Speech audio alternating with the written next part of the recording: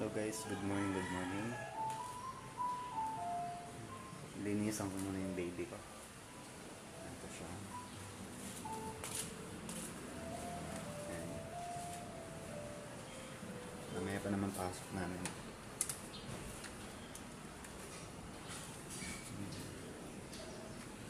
Maliit lang ang garahe namin. Ayan. Tapos yung supan. Ito yung gate. Ayan, alaga namin. Ayan. Ayan na, yung supan na. Tapos yung asawa ko, ayun, naghahanda ng breakfast namin.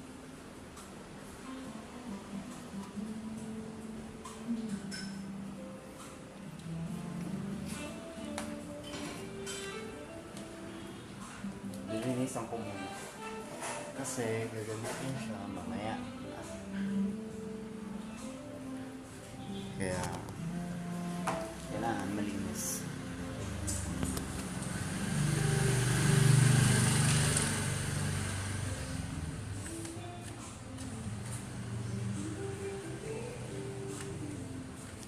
Ayun, sa second floor yung kwarto namin.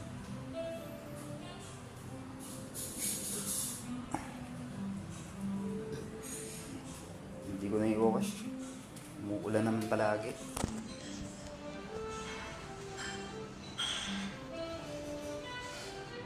Ito, hagdan dito papunta sa second floor. Tapos meron pang hagdan dito sa loob. Ayan.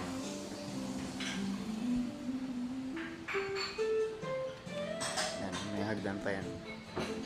Ayan.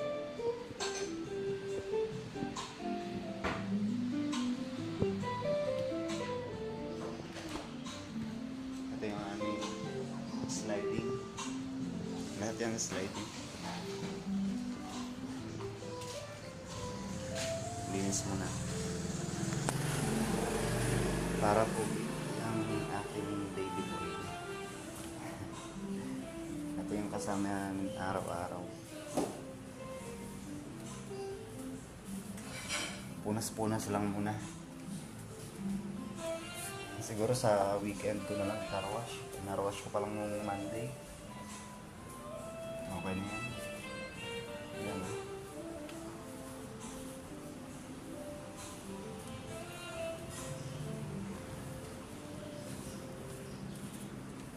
Maliit lang naman ang aming bahay hanggang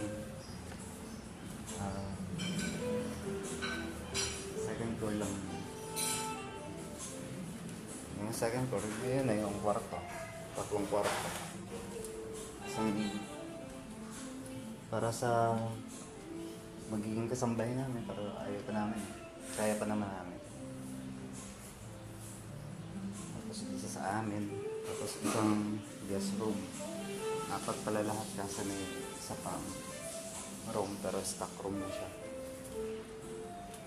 Ayun, tapos pagkatapos pagpagan, punas-punas na lang. Honda Civic.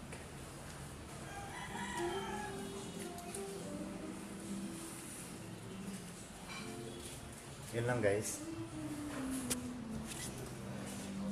Punasan ko muna yung mga salamin.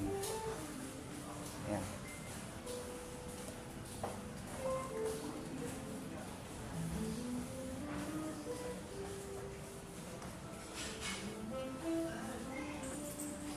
Sa mga nagda-drive dyan, ingat tayo palagi. Lalo na kapag maulan. Lalo na sa mga nakamotor. Madulas ang daan. Delikado. Kaya ingat po tayo na palagi pag nagda-drive, no?